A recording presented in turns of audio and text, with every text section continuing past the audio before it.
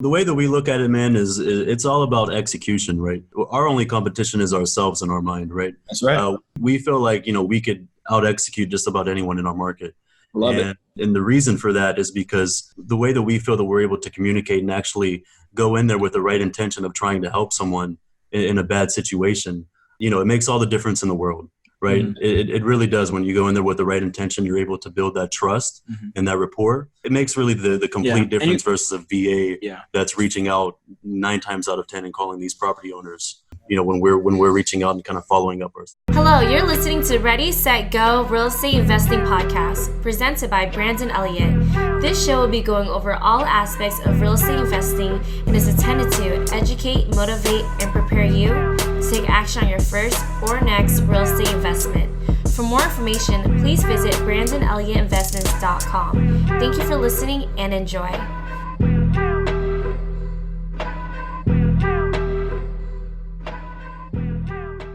Welcome back, everyone, to Ready, Set, Go Real Estate Investing Podcast. I'm your host, Brandon Elliott. Super excited today. We got 2 gentlemen doing some wholesaling, doing some big stuff. They just started about, I think, earlier this year. They're going to dive into it in just a moment, but already had tremendous success, really starting to build up the momentum.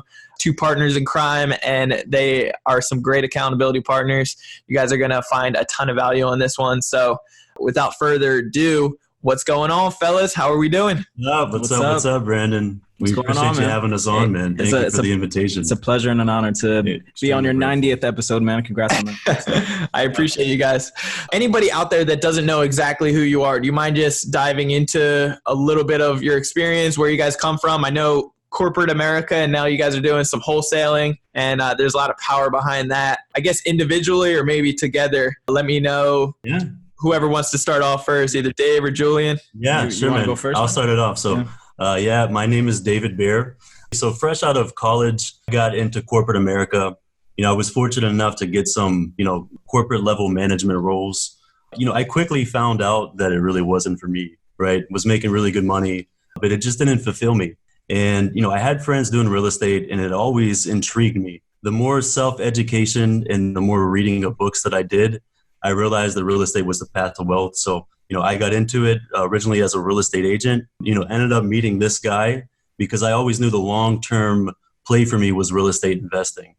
And, he kind of intrigued me as far as what he was doing on the wholesale side. So, kind of just a brief synopsis, we met from BiggerPockets. That's so powerful, brother. Yeah. Very powerful. Don't underestimate social media or BiggerPockets. There is power behind that. Yeah. So we had a beer and realized how much, we had in common, and really just kicked off from there, man. I'll kind of let you pick it up with your story. Low key, I was interviewing you on that night. So, for me, man, the traditional background, I went to school, Pennsylvania. I went to a school called Penn State. Yep. I'm sure you are familiar with, big football school. And I'm from New Jersey, so it's like right there. Yeah, I'm from Jersey. I'm from Jersey as well, man. Shout out to 973. There we go. Got that 609, baby. So I went to Penn State, graduated with a communications degree. Thought I might be doing something in production, TV, that jazz. Found out early it was very competitive, very tough to get into. You really need to know your people in that industry. And also, it just didn't pay well as far as my mindset, what I wanted in my life. Sure. So real quickly, met some people, got into the IT world. So I was doing some quality assurance with, websites and apps, manual testing, very little coding. I did not go to school for coding. Don't ask me how I got in. I just got in. I met people. Yeah, got in that, and I knew very, very early on did not want to do this for, 30, 40, 50 years. And so did that for maybe 4 years, and cousin that just kept talking to me about real estate, talking to me about wholesaling. Hey, man, look into this. I thought it was a scam. And, then he had joined this boot camp thing. He gave me the login, his account, and I watched it. Then, opened my eyes a little bit. Started looking into more research, YouTube, Googling, BiggerPockets. I had a friend of mine that told me to get on BiggerPockets. I said, great. I was still in corporate America at this time. And then it was coming into the summer of last year, summer of 2018. Yeah. So I joined BiggerPockets in about June, probably, of 2018. Then I, got familiar with it, started asking questions on there. I asked a question about, I think, house hacking, probably. Right. This is like, I got the real estate bug now. And house hacking, I think, was something I was really looking into. I'm like, how can I like really invest into a property and also not spend on the mortgage and things like that? So got with Dave. Dave commented on my post. I was like, Dave, you want to grab a beer, man? I see you're in Orlando. Right. So we're in Orlando. And so we got a beer. What's funny about that too, I don't think I told Dave this before I walked in, because Dave was already inside waiting for me at Yard House. That's right. Yard House in on iDrive. There you go. Where all the magic happens. So just before I walk in, I'm on the phone with a different cousin of mine, talking about real estate and talking about how I'm like really excited and really pumped to get myself into real estate. And I'm meeting a dude that has about the same mindset I at least think, I'm excited to meet, have the opportunity to meet. And I meet him, and it just took off from there. Really did. Right. Yeah. It just took off from there, man. It shared a lot of the mindset and vision that we had, similar together. Yeah.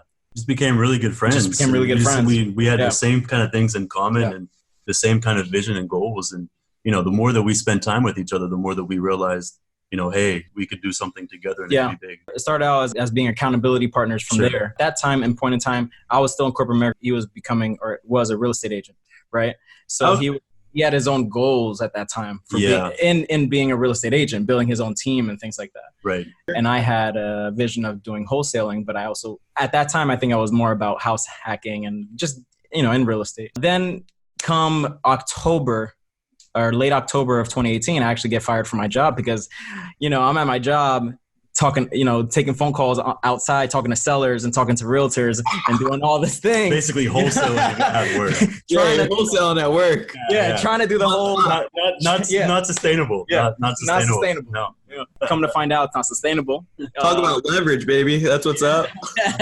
Trying to get paid hourly and do that real true, real estate hustle grind, So what was your corporate America job, if you don't mind me asking? Yes, I was doing quality assurance for apps and website. The last job I had was for Publix headquarters. Okay, gotcha. So yeah, I was doing quality assurance. I was part of a team that tested their apps and website features. When did you guys exactly meet? That was like June or July of 2018. 2018, and then when did you get let go from your job? October. Yeah. Okay. So it was about 3 to 4 months after meeting Dave. Right. Okay. So, and then after that, where was your mindset? Was there fear that started coming involved? How were you overwhelmed? Were you like, shit, what am I going to do next? Yeah.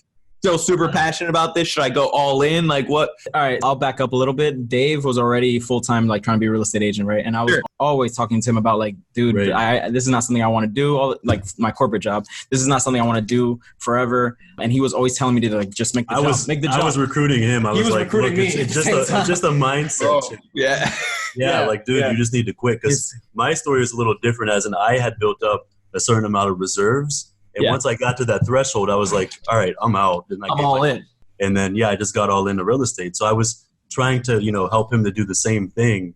But, it actually turned out it happened sooner than, he would have liked to at the time. But, obviously, it was a good thing. I truly feel like everything happens for a reason. Yes. And sometimes we're not right. Our mindset are just we're not quitters, So we're not naturally going to, I don't know, get out of our comfort zone to push ourselves, even though we know that, yes, it would be good. There's a lot of fear that comes behind it. That's how it was for me, at least. Yeah. Sure. So I resonate with you. I really do. Absolutely. Absolutely. That push over the edge to make you now you have no choice. So you're going to go out and get another 9 to 5 that you dislike and start over kind of again, or you're going to follow your passion and go all in. Exactly. And that's what it was. I had no remorse or regret as soon as they told me that. They tell me I'm let go. First of all, the interview just started do you feel like you're putting 100% of your time into this job? Right? That was the very first question they asked me. And I was like, yeah, I do. But right after that, they decided to let me go. Yeah. And of course, as soon as you hear those words, you feel some guilt, right? But as soon as I walked out the door, I was like, this is good. And at the time, I had saved reserves just like Dave did. So thank God, right? Yeah. You know why? Because I've been let go from 2 other corporate jobs before that. Right? Yeah. So the mindset of stability with corporate America is not there. Right. Yeah. And the mindset for reserves came real quick after I got let go for a second time. Sure. So like I get let go for a second time. I get my third corporate position third corporate position and third or fourth. And right there, I was like, okay, I am saving every check I get. Every check I get. From May of 2018 to October, I had saved like $7,000. Okay, good. So in like 5 months or 6 months, 5 months, I think. Yeah. So I had saved $7,000, then I got let go. So I was in a good place. I was in a good place financially. Okay. And I decided to just jump right in. I love that. So then as far as wholesaling goes, like what kind of education and like, so you guys identify wholesaling's what you guys want to do, right? Was that an agreement or? No, not at all. So I had come off like reading The Millionaire Real Estate Agent and all these other books. And I'm like, okay, I'm going to scale, on market real estate business. And, I put all of my time and energy into doing that. And it's extremely difficult. I was making some headway with it, but, not at all at the pace that I wanted to make. But meanwhile, Julian was all in on wholesaling, right? But him and I, we were still hanging out all the time and spending time together.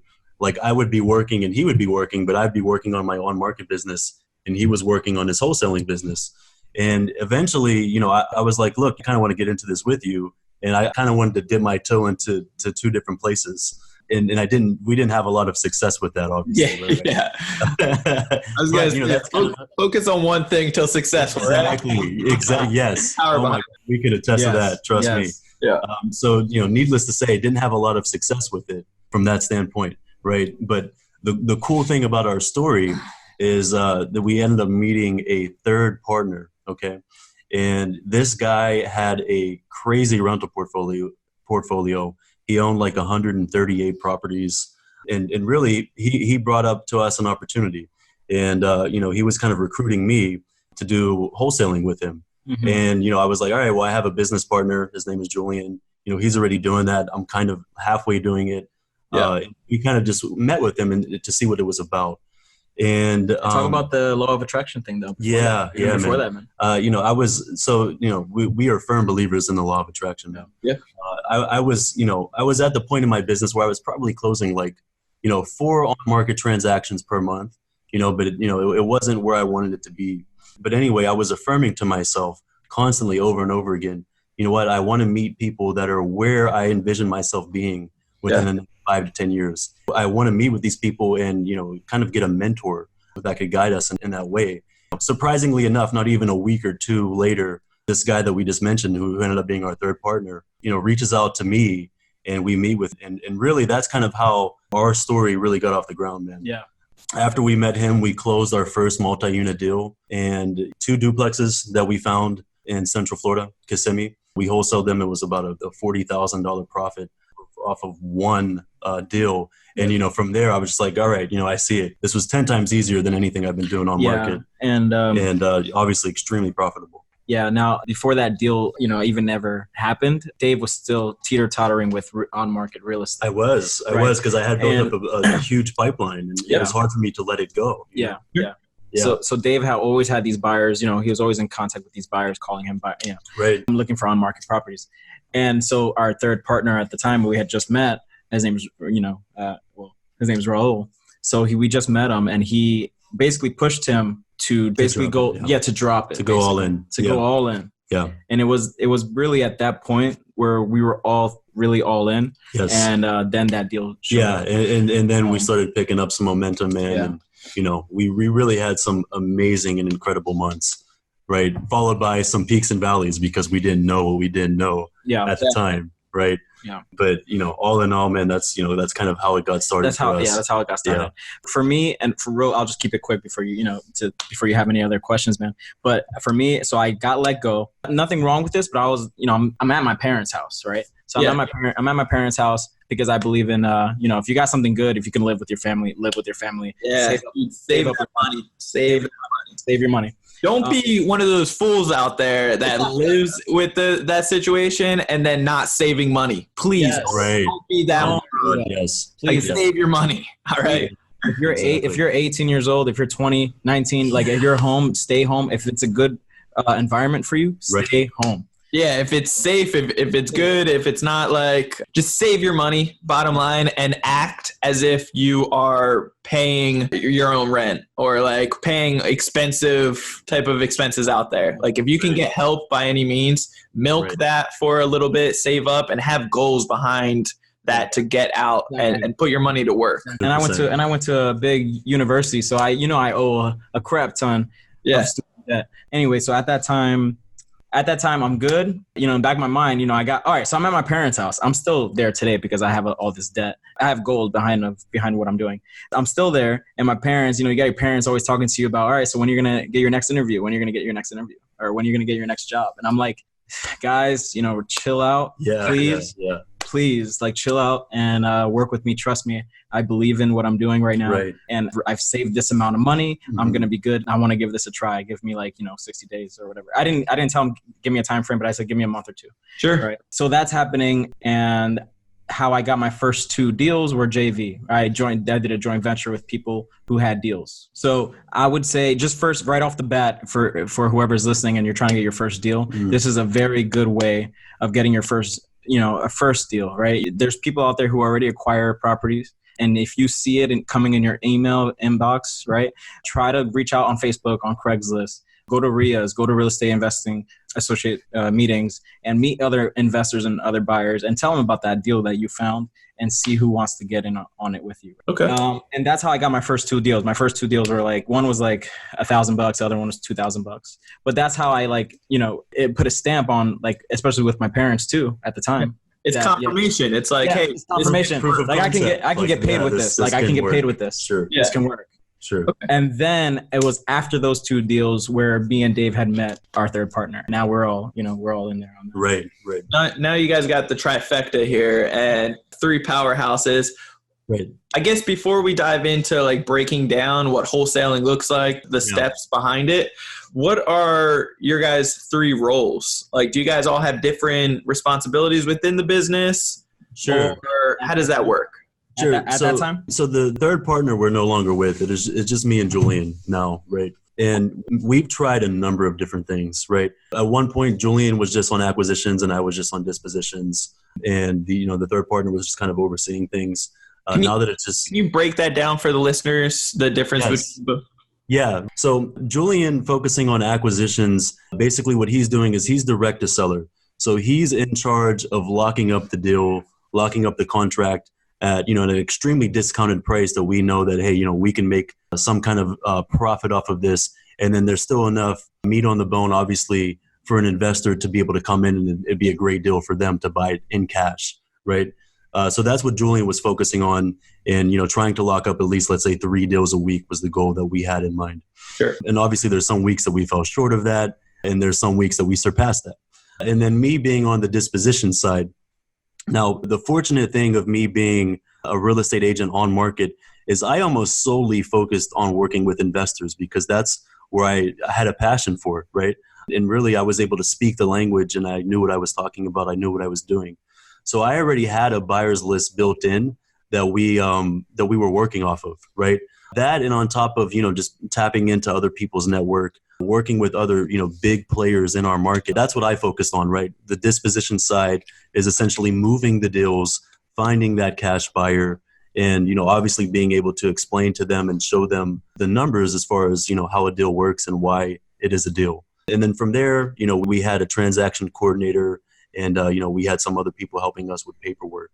But, that was really the initial phases of the business. And, we were still in the process of figuring a lot of things out. Even I think you might have missed the part. So once we got that first big check, so we had gotten 3, we had sold, I think 3 deals in that first month.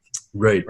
So I think we had sold 3 deals in that first month. So we got a big head on our, we got a big head. We got confidence right now. Oh, yeah. And we're like, all right, man, we need help on getting more of these deals. Yes. So let's bring in let's bring in people. Literally month two, we were month ready. 2 or 3, we're like, all right, let's hire. Bring in callers. And honchos, let's do this. Yeah. Oh, we did 3 deals. We know exactly. What we're to do. Doing. Right. So machines. I love it. This is where it gets it goes downhill. Oh man, yes. So, what's funny is that all 3 of us had one person that we had in mind already. Right. So I got the one person. It was a girl that I just felt she had the drive, and she was always contacting me about real estate. So I brought her in. He brings in another friend of his And our third partner brings in another associate or another friend that used to work. They used to work together. So we all had a guy, and then they came in and they started doing cold calls for us. Right. So it was like a call center. Yeah. We basically had an in-house call center. Yeah. And all of our time and energy was focused on trying to also acquire deals, but train these people that we just brought in to do the same thing. Yeah. And really it just slowed everything down for us. Everything down. We didn't see any deals come in that month. Right. Yeah. And also, all our time was on them and like trying to train them, and we just dipped our toes into that way too fast. And so then with that, how soon after that month did you guys let those guys go, or did they quit because they're like, hey, we don't see anything here, it's not going to work out? Yeah. It was a little bit of both. It was both. A little bit of both. Yeah. One of them was the latter of what you said. They're just like, I'm not seeing enough money and left. The other two we had to, actually let go ourselves. Yeah. Was that like a month after or 2 months? Yeah. It was like I would say 30 to 40 days. I would say anywhere from 4 to 6 weeks for literally all three of them. Yeah. For all three of them. Yeah. Yeah. Let's break down the process of, obviously that's a huge learning curve, kind of trying to scale too quick without actually, like, you just got the training wheels off and then like, we're trying to go full, we're getting on the dirt bike now, you slow it down. Right. Yep. So that's a great learning curve. But like, let's step back for a second and let's just break down the whole process as far as what you guys are doing to get these leads, just the whole breakdown of wholesaling business. Yeah. Sure. Yeah. So at this point, we're a lot more systematized. We know a lot more about what we're doing since we've closed a lot more deals, right? Cool. So for us now, it's all about people, systems, and processes, right? Right now, we have 3 cold callers, virtual assistants. We're going to be hiring a 4th either this week or next week. So basically, we have a script for our cold callers. They're basically cold calling a list that we skip traced, where we're able to determine some kind of distressed property owners, right? Whether it's an absentee property owner, a probate, divorce. There's some kind of indicator that would, we would assume that they would be, willing to sell, and we could buy it at a price that would work for us, and hopefully help them out at the same time, right? So we're looking for those win-win kind of scenarios. I love that. Yeah. So let's break down the whole step-by-step, just so a lot of the listeners out there can actually be able to take action on this stuff, because the podcast in general, it's all geared towards educating people, motivating them, and preparing them to take action. I believe there's tons of motivation and a lot of things that you guys have already accomplished in a short period of time to be able to get these awesome results. So the motivation's there. Let's dive into step-by-step how these guys can actually implement some of these things. So your very first piece of kind of getting started with this wholesaling is skip tracing, right? Getting a list together and breaking it down. Yeah. Right. If I can say this too, if for those that are, very motivated, you're probably all, doing your research, you're on YouTube, Google, BiggerPockets. If you're reading books, you can only do so much of that, right? You got to execute. So this is one way of executing, and the cheapest way, and that's driving for dollars, right? Drive for dollars in your neighborhood, in your backyard. Do it at least 2 to 3 hours a week, right? Like, just drive around. You're only spending money on gas. It's very, very doable. Do that. Build a list of you got to at least do 100 to 200 or 300 a week, right? Just build that list. As soon as you do that, every week or every 2 weeks, skip trace it. You can use batchskiptracing.com. That's a good one. There's a few others out there. You can use a coupon code. No one's paying me for this, but TTP is a good coupon code for that. Right. So then from there, you want to grab a dialer like Mojo, right? And just cold call that list. You got to do this every week, because if you're not doing this every week, when do you want to get paid, right? Yeah. So if you want to get paid right now, you better be doing this like every week. So you do this every week. You call this list to at least 3 to 5 times, because the entire list. Yeah, just the entire list. You want to call it at least 3 to 5 times, right? And then you're gonna grab all these leads, right? You're gonna grab a ton of leads from that, and you must follow up. And must follow up to get your deals, because you might not catch them on a good day. They might be busy, right? Just constantly follow up with them, build rapport with them, and lock something under contract. Now, over the phone, are you giving them resources? Like, do they ever want verification of hey, are you legitimate? Like, do they ask for your experience? Do they ask for websites, how they can look up you? You'd be very surprised. It hardly ever happens. Yeah. Hardly ever happens. Yeah. There's the rare occasion where it does. Right? at first we didn't have any kind of web presence or anything like that. We just had people, look up our LLC name, right? And just tell them, hey, we're local investors in the area. We don't have really a website or an online presence. Look, I'm gonna tell all you listeners out there too. Like, we don't have business cards. We still don't have a website for our sellers. Those are not things you need like right now. You do not need those today. We still don't have that today, and we're doing deals. Yes. How many deals have you guys done, just to get an understanding and motivation for the? Yeah, absolutely. So at this point right now, we've done 21. We'll be closing on our 22nd deal this week. Okay. Let's go. I love it. Because we're primarily focusing on absentees and multi-units. Our average spread is a lot bigger than most people just focusing on single family homes. Yeah. Our average spread is actually right under 20,000 per deal. That's awesome. Exactly. So it's again, just motivation to the listeners out there that there's not that many people that are targeting multi-unit properties compared to those that are targeting absentee lists, which you'll have 10 other people in your market at least calling those lists. So plus your end buyer is going to be a lot more investor friendly, exactly, because they want the cash flow, they want the BRRRR strategy, whatever they want to do with it. So you're dealing with a more sophisticated individual. And it goes both ways too. You're actually dealing with an easier seller too at the same time. Yep. They're investor friendly too. Not all of them, but most of them are investor friendly too. Some of them are just your average person that just bought a house because he thought it was the right thing to do, and that's the only one they have or whatever. But much easier than the typical single family seller. Right. Okay, cool. So let's break this down one more time. So I guess the first step is very simple. Somebody can drive around. They can get a list of somewhat distressed properties. Yes. 200 to 300 properties. Write those down. And then you can use websites like, what was it? Batch? Batch is the one we're using, right? Okay. There's so all kinds of Batch. other ones. So basically, there's dozens of them. Basically, somebody can just figure out skip tracing, type in their information, it'll pull it up, you pay for it. How much are you guys typically spending on your marketing for this? Just for skip tracing, we're probably spending between $1,000 to $3,000 or $1,000 to $4,000. Last month we were a little irresponsible with our spending. Yes, but yeah, typically $1,000 to $4,000. Just on lists, right?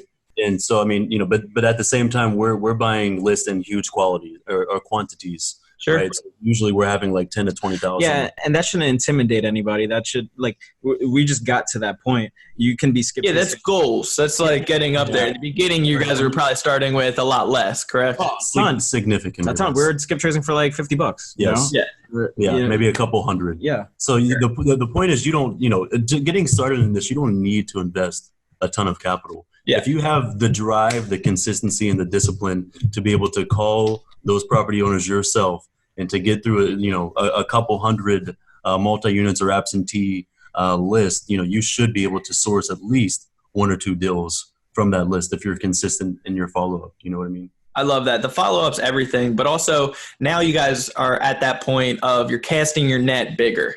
So you got a bigger, wider range. You're $2,000 to $4,000 per month for your spend for marketing, getting your list. That's for what you said, about 20,000 on the list. Yeah. Right. So it's pretty big. It's a pretty big net that somebody's covering. And then you guys are you're uploading that into Moji Caller. Right. And then, there's a bunch of different or Mojo.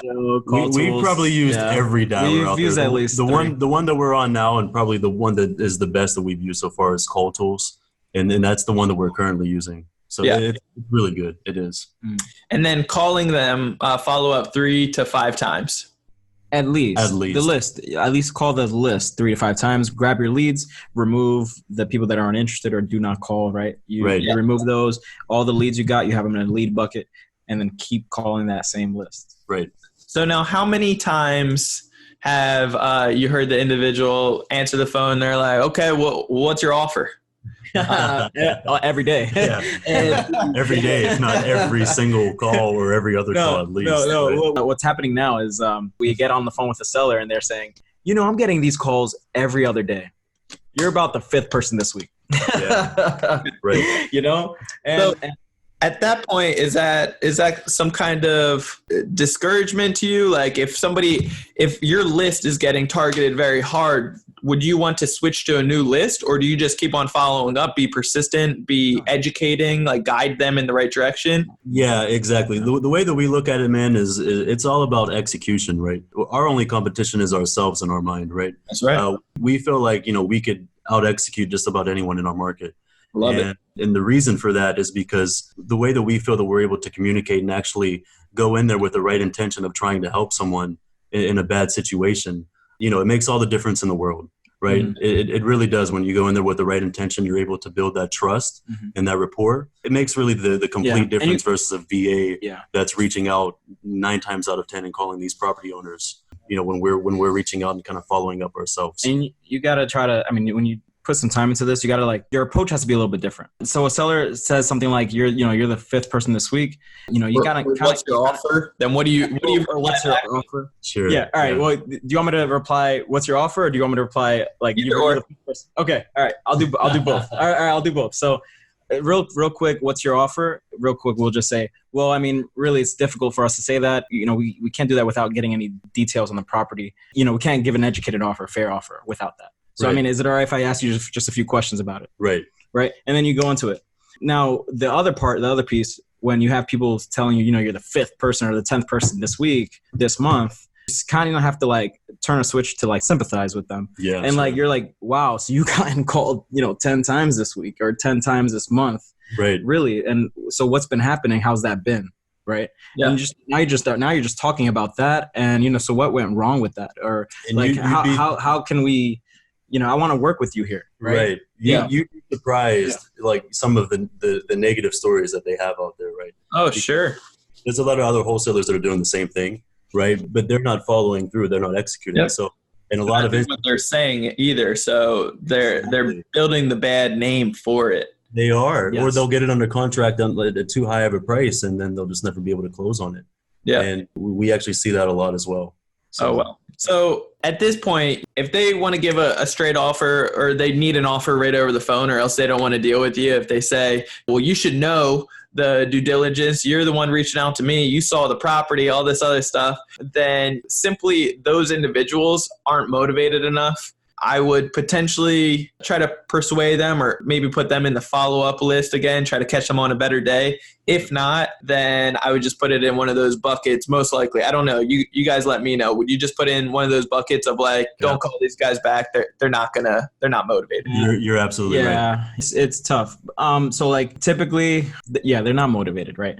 But you can still turn those around too. So sure. like you said, maybe you hit them up on a different day. But we had a VA that reached out to someone like that, right? Our VA, we have VA cold callers, and they'll reach out to someone and they'll put in the notes, lead only wanted our offer, and then he hung up. I'm like, okay. Right. We still followed up with them.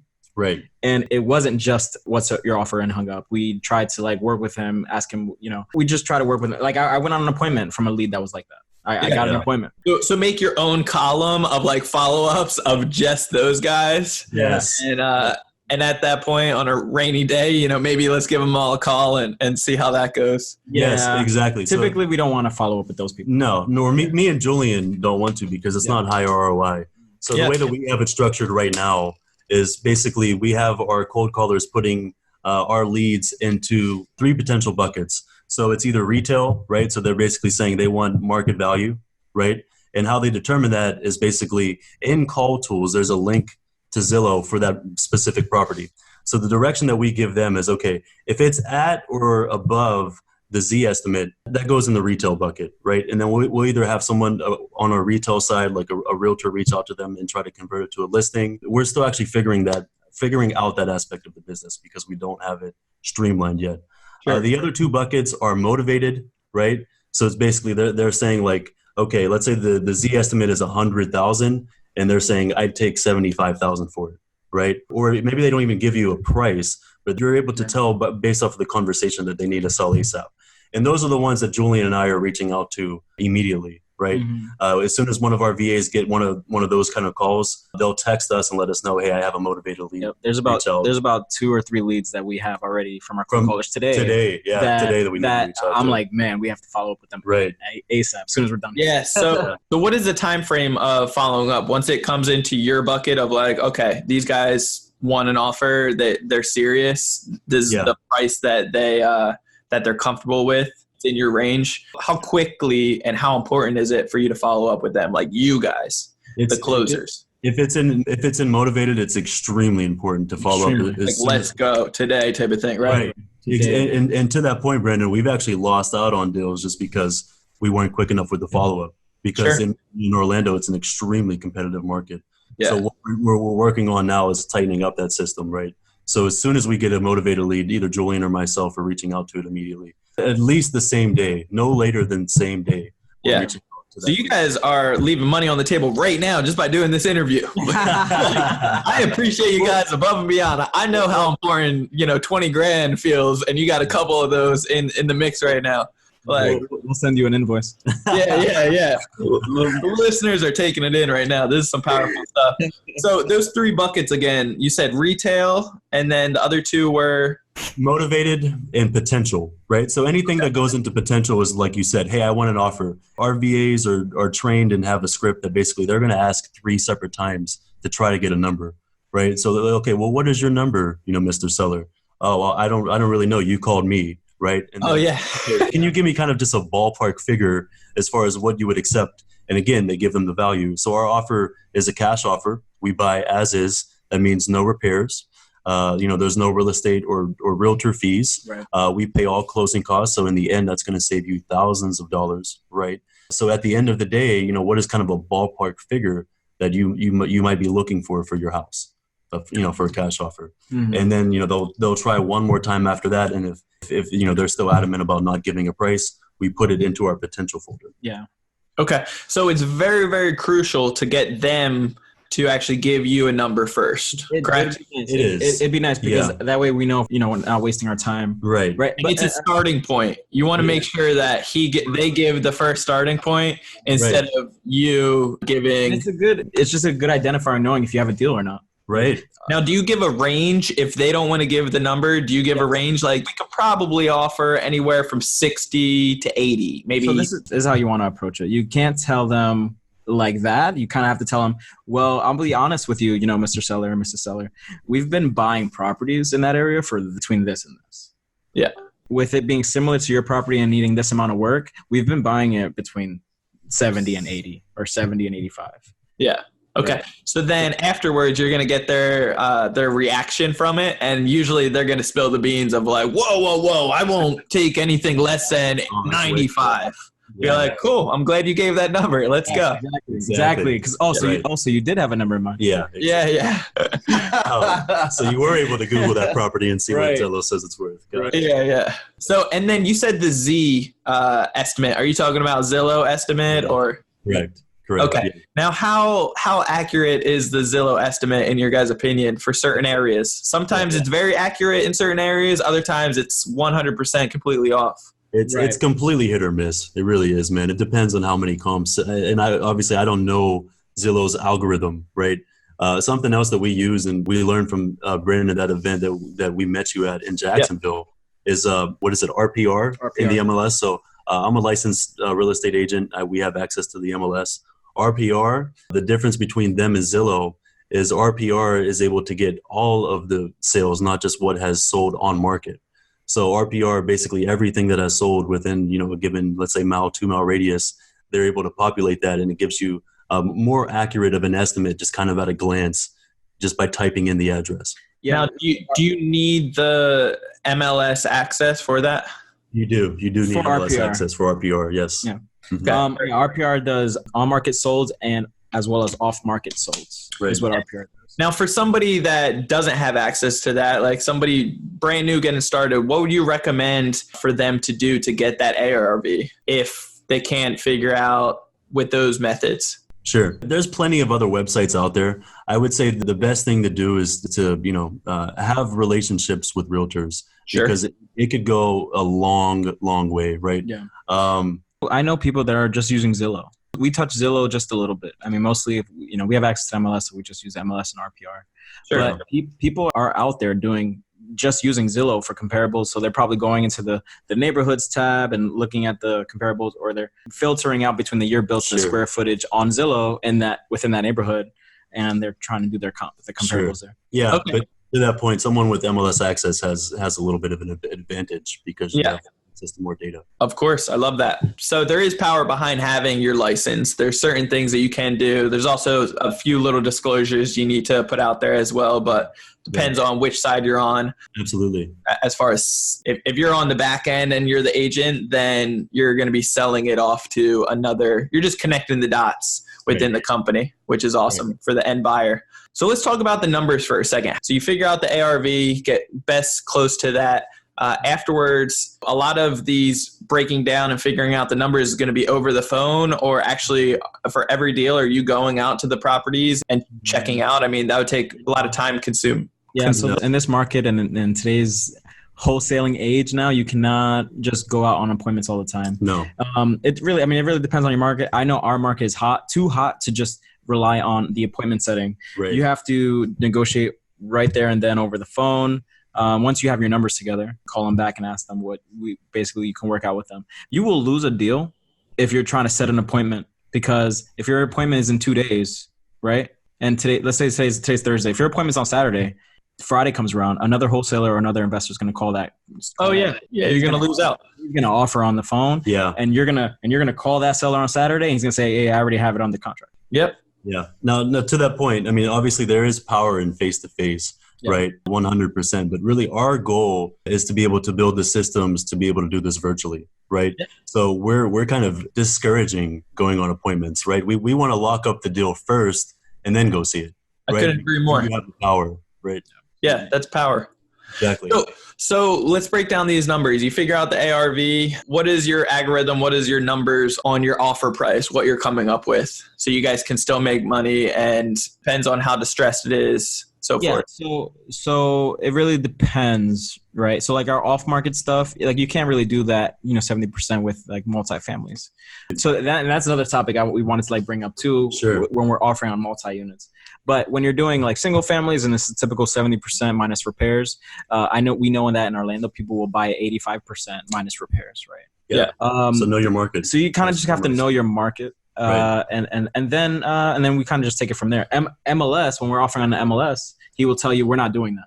Right? Sure. So and here's another point to that, Brandon. So on the MLS, we're able to see, what properties have sold within a 1 to 2 mile radius for cash, right? Yeah.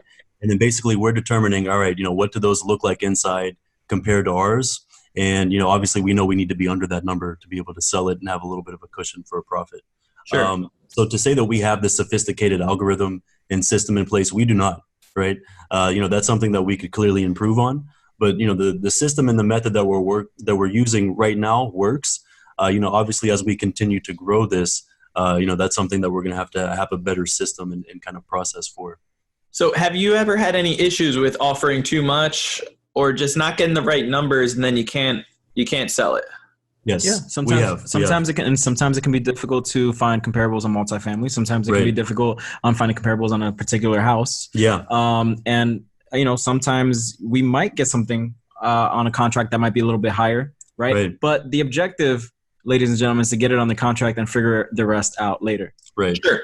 Sure. Now, in those situations, what would you do? Do you go back to the seller and say, hey, I think we offered too high. None of our partners want to buy this at this price, but this is what they're comfortable with. Can we renegotiate on that? Or do you just let it go? No, yeah. So we'll always try to renegotiate, right? Basically, we'll say something along the lines of, after we got inside and we were able to do our numbers and, see how much work the property actually needs, we kind of overestimated how much we'd be able to offer on it. So, after we did our calculations as far as how much the renovations would be, the time and energy that it would take to take on this project, we would need it at X price versus the price that we have it at right now. Sure. And at that point, have you ever been in the situation where you're not getting any bites from any buyers? Yeah. Oh yeah. That's a current situation. We have one of those right now, actually. Yes. Okay. We actually got an extension on this particular property. We've had it for like 2 months. Yeah. So we just can't move it. So we're really at the very ends of this deal that we're trying to push. And you have two options. You either call the seller and you just kind of cancel it there, or you can ask for an extension, or you renegotiate. Or you have three options. Right. Well, shout out the deal. I mean, this episode is going to be out in another week or two, so hopefully you guys sell it before then. But what kind of deal is it? What is it looking like? Yeah, so it's a 4-unit property in Lakeland, Florida, right? Yeah. So this particular property, it's not a conventional like fourplex.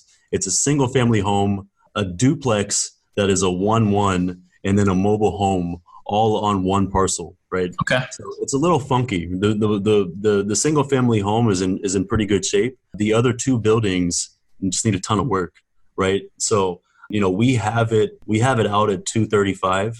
It's bringing in like over $3,000 in rent.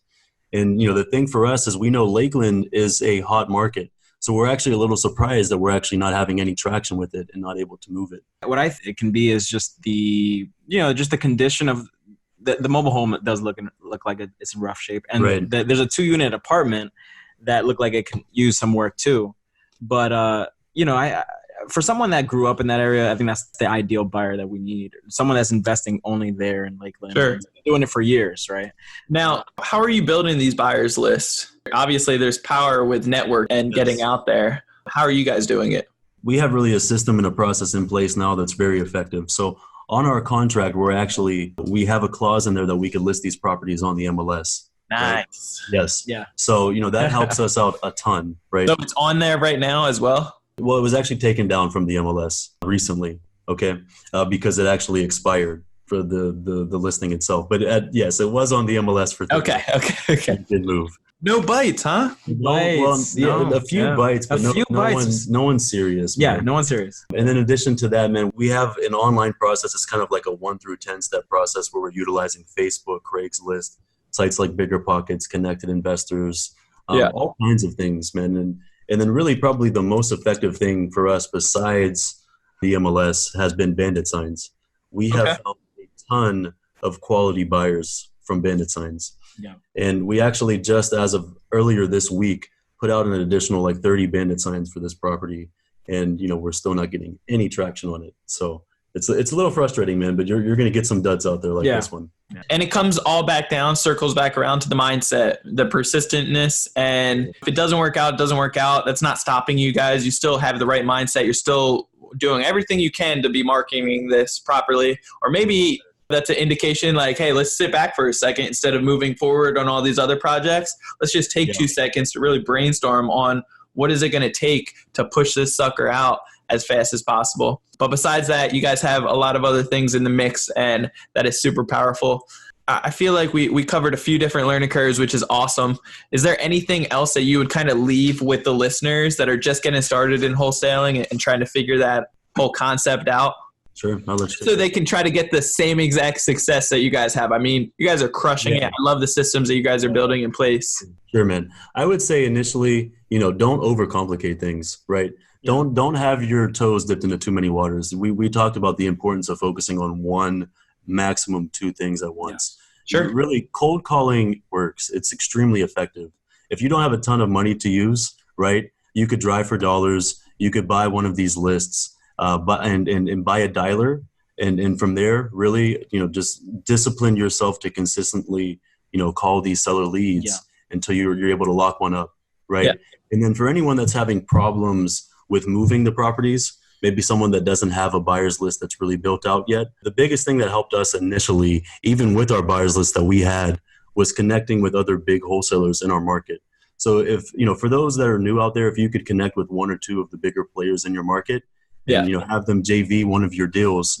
50% of something is better than 100% of nothing. Yeah, right. If you don't have time to go to network events or any RIAs, post them on Facebook, post them on Craigslist. Someone's going to reach out to you, and try have an agreement with them on profit, and just move the deal. Right. Yeah. I love it. Fellas. All right. How can people get a hold of you guys? So I'm on Instagram mostly these days. Facebook, I'm really just using for business and marketing. Right. Yeah. So on Instagram, you can type in Julian, Julian, Vincent, VINCENT _ I believe it's 1 or 2 underscores, but that's me on Instagram. Yeah. Same for me, man. I really just kind of use Facebook for marketing, but my Instagram handle is Dave __ Bear, BAIER. And, that's probably the best way to connect with me as well. Okay. I love it. Guys, you guys are the best. I really do appreciate your vibes. I appreciate the energy that you guys bring to the table and the willingness to put the deals to the side for 2 seconds. Well, about an hour actually right now, and diving in, giving back to the listeners. So you guys are the best. I really do appreciate your time. We appreciate it. And I know tons of value in this one. I mean, I'm learning a lot right now. I know the listeners are taking notes as well, and they're going to be able to take some crazy action, be able to get the same results as you guys. Yeah, we can talk this all day. I know there's other struggles we've dealt with, but I know we're on a time constraint. So right. But next time, I definitely want to recircle with you guys, check out in the future and get you guys back on here, because I know there's a million different moving pieces. And as you guys grow, there's going to be a lot more amazing things that you guys could give back to the listeners. So absolutely. You guys are the best. I appreciate it. Thanks, man. If you guys want to reach out to me, you guys can always do so at BrandonElliottInvestments.com. Otherwise, Instagram, Brandon Elliott Investments, and then Facebook.com /Brandon Elliott REI. As always, make sure you go check out and hit that subscribe button on anywhere that you listen to podcasts, preferably iTunes. On Ready, Set, Go Real Estate Investing Podcast, you'll get the newest notification every single Monday for the new episode out with amazing rock stars just like these guys, giving back to you so you guys get educated, motivated, and prepared to take action and cut your learning curves in half or hopefully even more, and not have to go through the same craziness that some of us have on our own. But with that being said, make sure you hit the subscribe button, leave a review, let me know what you guys are thinking about it, and share this out to somebody that needs to hear it as well. Julian, Dave, you guys are the best. Appreciate you guys. Appreciate you, brother. Thank you so much, man. Yeah. All right, guys. Stay blessed. Till next time. Till next time. This has been another episode of Ready, Set, Go Real Estate Investing Podcast, brought to you by Brandon Elliott. For more information, please visit BrandonElliottInvestments.com. Also, please don't forget to like, share, and leave a comment below. Thanks again for joining. Until next time, God bless.